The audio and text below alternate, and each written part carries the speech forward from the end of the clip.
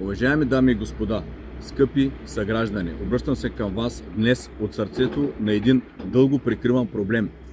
Всички ние се питаме защо Варна, перлата на Черноморието, се задъхва от прах и мръсотия. Защо на всяка крачка се спъваме в строителни отпадъци, а белодробните заболявания в града ни се увеличават. Днес съм тук, за да осветля схемата, на която определени кръгове в лицето на фирмата Берия господин Михайлов безочливо и арогантно потъпват закона и го правят с мълчаливото съгласие, ако не и с активното съдействие на община Варна. Днес съм тук, за да осветля тази схема. Можете да видите какво става днес на територията на радиозавода, къде изчезна един цял завод.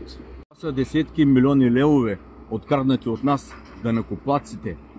Пари, които не отиват за нови детски градини. Пари, които не отиват за ремонт на улици и модернизиране на инфраструктурата. Това са пари, които отиват в джобовете на група изедници, за да ни даряват в замяна отрова, която ние с децата ни дишаме всеки Божи ден. Това е цената на тяхното обогатяване, нашето здраве. Провалът на институциите и арогантността на нарушителите. Иронично е, че в същата тази фирма Берия-Михайлов си позволяват да тормози и получава местната власт из цяла България. Това е арогантно и некоректно. Той си позволява да прави бизнес, вместо да прави политика. Те за пореден път не знаят къде се намират, в Народното събрание или на бизнес среща. В същото време тук във Варна демонстрира абсолютно погазване на правилата.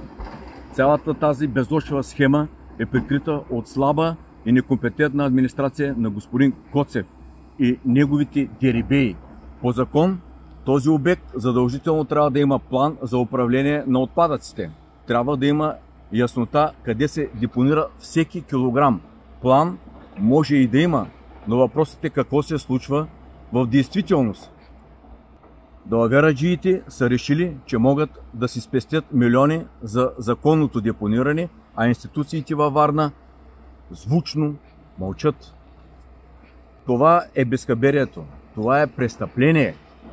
Искам да съм пределно ясен. Законът за управление на отпадъците е категоричен. Контролът е пряко задължение на кмета и неговата администрация. Те носят лична отговорност за всеки един камион с отрова, който се разхожда безнаказано из нашия град. Действие, дами и господа, не е просто административен пропуск. То носи наказателна отговорност и законът предвижда затвор за подобни деяния. Ето как се случва престъплението. Както виждате, тук зад мен част от отпадъците се извозват и се изсипват надолу, направо върху земеделската земя. Това не е депо. Това е поредната схема, при която частни парцели се запълват с боклуци, за да могат утре техните собственици по-лесно да поискат промяна на статута им и да започнат да строят. Всичко това е лесно проследимо. Очакваме прокуратурата да се самосезира, да потърси наказателна отговорност на всички заинтересовани лица, както от фирмата изпълнител, така и длъжностните лица в община Варна. Няма да позволим Варна да бъде заложник на частни интереси и административно безхаберие. Ние ще се борим за нашия град, за нашето здраве и за върховенството на закона.